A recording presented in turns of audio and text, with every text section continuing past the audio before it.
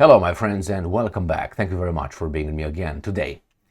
I got about 5 topics for this video, kind of related to United Kingdom and France. So with Mr. Macron and Mr. Starmer. So we're going to talk about the opossum and Kylian Mbappe. Opossum is Great Britain, France is Kylian Mbappe, because Mbappe, Anyway, so what's going on here?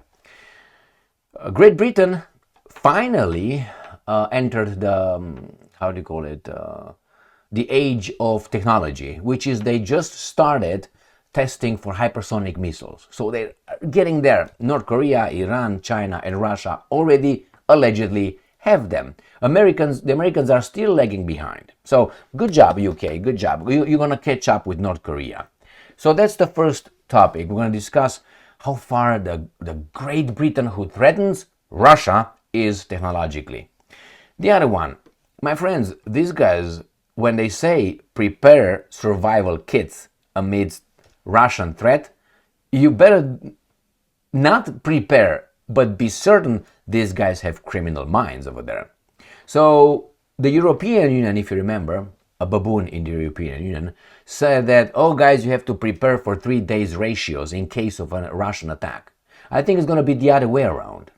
So the Brits are urged to prepare survival kits. Go ahead, spend some, because it seems like the capitalism cannot sustain, obviously, itself without consumption. So you have to consume, perpetual. If you don't consume, if you don't buy things, capitalism not dies, but is unsuccessful. Therefore, be afraid, buy. You're going to have a little bump. Why? Because of the tariffs as well. Therefore, the stock market is down. We need some consumption here.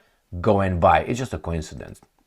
Starmer, the Prime Minister of the Great Britain, who just got into the technological age with hypersonic missiles, proclaimed the end of globalization.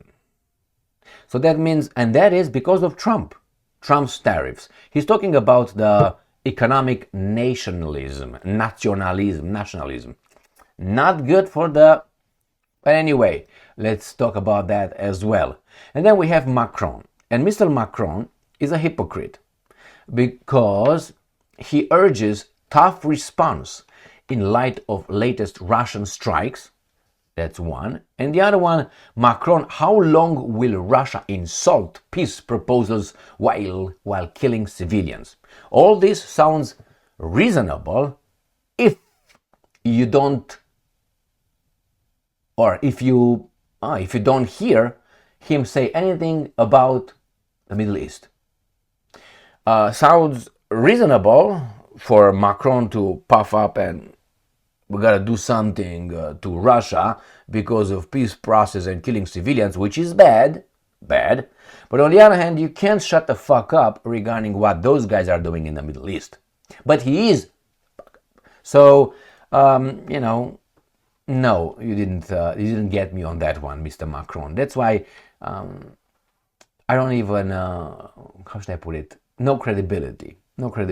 All right, so let's start with the hypersonic missiles. This comes from Russia Today. This is 6th of April 2025. United Kingdom touts hypersonic missile test. Woohoo! Hoorah! The weapons could be in production by 2030. I think Great Britain might not be a country in 2030. Why? Because Mbappe and others will take care of it. The British Defense Ministry has said, yeah, you're going to have hypersonic missiles. On the other hand, think of this. All the weapons that you now somehow, let's say, you create, the technological advancements you have, the nuclear with the submarines, they will be controlled sometime soon by other people than the Welsh, Irish, Scots, English. And those people have, how do I put it, they have grudges against other people who not necessarily live in Europe. So what do you think will stop them to fix their ancestral lands problems with the Brits' nukes? What do you think? Just a thought. Let's say tomorrow the Ukrainians, I don't know, you got, let's say, 10 million Ukrainians after about 10 years, and some of them get to be right there. And they say, you know what, you have nuclear weapons, United Kingdom must enter the war against Russia that we don't like, so let's go in. What would you do? You can't do shit, because these guys will get in power as others right now in the West. Legitimate. Through legitimate means. So be careful about that. Be careful of having too many of a kind who would climb the ladder, social ladder over there, and they will get in positions of power. And then they will have problems, like for instance Victoria Nuland's ancestry. Or maybe you get, what was her name, the former, what's his name? Trudeau's baby doll, Cynthia Friedman. Again, from the same area. Why do you think they were so against Russia? Because they have something for the Ukrainians? They are from that area. So now they're in power, and they used to be, in certain countries, and they want to use the country to fix their grandfather's hatred. Think about that. But I'm just saying. So let's go back to the hypersonic. US scientists have collaborated with the US. I mean, really? And private firms to successfully test hypersonic missile propulsion. So they're just at the level of testing hypersonic missile propulsion. That is, oh, we're gonna have a jet, but now we find out how we create a jet engine. That's it. That's the level. They didn't even install anything, they didn't even test it. It's just the first test of ignition. That's the level where they are. That is like, I know you want to build a car, but you're at the level of imagining. I think it should roll on flat land. That's where you are. But hey, you are the West. Hypersonic missiles are projectiles that can travel at speeds at least 5 times the speed of sound, velocities that make them either extremely difficult or impossible to intercept using modern air defense. Russia has introduced and deployed its own missiles of this kind during the Ukraine conflict. And we have here successful test of the prototype cruise missile engine will aid in arming the UK with hypersonic weapons by 2030. And that by that time it won't be a country. And we have here the countries who already have them. We are told right here. China, India, Iran, and North Korea have touted their own hypersonic weapons tests over the last several years. Tehran used its hypersonic Fatah-1 missile in an exchange of attacks with Israel last year, according to Iran. And Russia has it. So, great. Welcome into the age of technology and innovation. Let's see how these guys are preparing you, my British friends, for war. And I think these guys are serious. Not only the rhetoric, but also the preparation is going to lead to a spark. And the spark will be like, it wasn't us, it was you. No, it was you, it was not us. But nevertheless, the spark will ignite something. And I don't think you guys are going to be surviving. Brits urged to prepare survival kits amid Russia threat. Daily Mail. Moscow has dismissed speculation it could sabotage Western energy infrastructure. UK households should prepare 72-hour emergency survival kits over fears that Russia could sabotage Britain's energy pipelines. But could the United States of America sabotage Britain's energy pipelines? And if not, why not? Don't give me the friends shit. Potentially leading to significant disruptions. The Daily Mail reported on Sunday, citing unnamed, I like when it's unnamed, security experts. But how do you know they're experts if they're unnamed? They didn't name them, Daily Mail. That means I will tell you, no, that's not true. My experts are named and anonymous. I don't know. I know who they are, but I can't disclose, potential, okay, you understand the confidentiality. My experts told me that that's a lie. Now what are you going to do about it? You're going to come and tell me, Emil, you're lying? Go and tell them Daily Mail they're lying. Do you think they're going to come up and say, come over here, see, this unnamed guy is Gigi. Okay, when you come here, I'm going to show you Mikey, okay? But hey, they broke the news about it. They call him unnamed and anonymous, but give me the name. I want to ask the same person, how did you get this expert statement from this guy? So according to the British tabloid, the UK's energy system has faced challenges and came close to blackouts during the past winter. I think it's because of, again, they're barely making a little dent into the hypersonic age. Maybe it's that. Maybe they are just I would use it, third world country with pretensions. Maybe. I mean, it's like, as I always say, a former heavyweight champion of the world in boxing who's, let's say, 70, if he gets to 70, let's say, put it at 68. So 68, and he thinks he still got it. You don't, and you're never going to come back, it seems like. Why? The material that you have, which is age, or the material that you have in your country, proved itself in their country. Therefore, there's no way. But anyway, we're all the same. And if you think that these guys will take the torch of the British ancestors, the English, Irish, Welsh, Scots, and then one like me is going to come and get a torch in London and say, yes, we're going to go and thank you very much. Or it's going to just take it and put it in a lake. Am I cool? What do you think? I think this is exactly what's going to happen. Let's see how Starmer proclaims end of globalization. Russia Today, Starmer to proclaim end of globalization. And because we have that one, I'm going to use this one too. Founder Klaus Schwab to step down as World Economic Forum's chair. Because of his age? I wanted to point out to this guy right here, ready to. So he's out. All right, and Starmer says that the UK Prime Minister will say that tariffs are wrong, but that he understands US President Donald Trump's economic nationalism, according to the paper. Nationalism, that's exactly what your sponsors hate. They don't hate it in their country, but they hate it in your country. British Prime Minister Keir Starmer will deliver a speech on Monday acknowledging that the era of globalization has come to an end, the Times has reported. Starmer will make the address in response to US presidents imposing sweeping tariffs on the majority of America's trading partners, including the UK, earlier this week, according to an article on Sunday.